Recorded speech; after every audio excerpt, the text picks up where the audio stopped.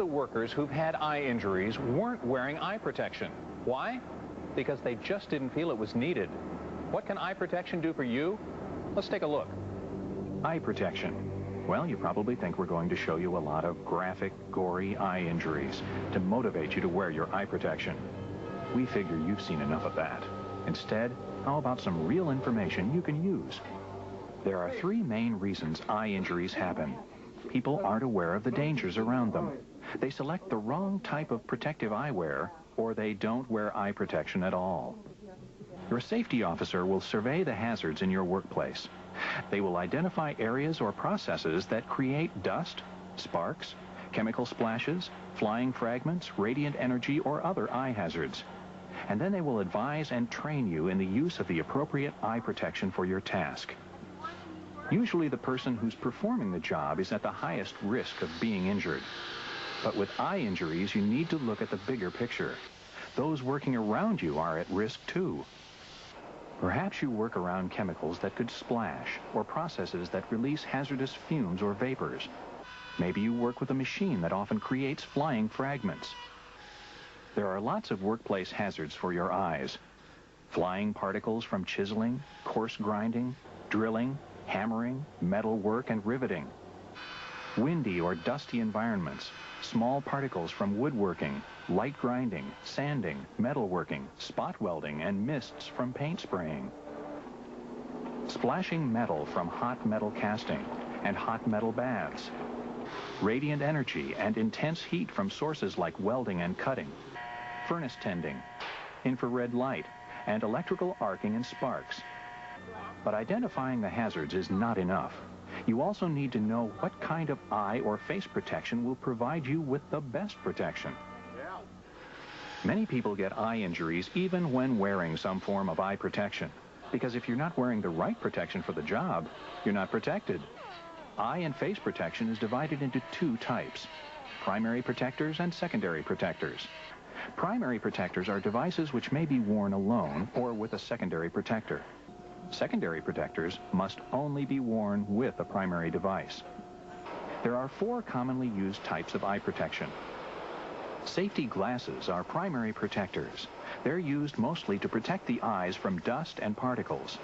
Safety glasses need to have side shields to prevent dust or particles from entering the glasses from the sides. Safety goggles are also primary protectors, used mostly when there's a potential for chemical splashing, or if there's a lot of dust that can get behind regular safety glasses. Some goggles are ventilated, either directly or indirectly.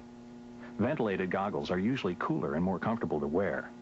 Directly ventilated goggles offer protection against large particles, but are not effective against fine powders or liquids. Indirectly vented goggles have baffled vents that do offer protection from fine dusts or liquids. Always consult with your safety officer to be sure you have the right goggles for the job. Face shields should be used when there's a high potential for splashing or when using chemicals that are harmful to the skin. Face shields are considered a secondary protector. They must be worn with safety glasses or goggles, not alone. Safety glasses, goggles, and face shields do not provide unlimited protection.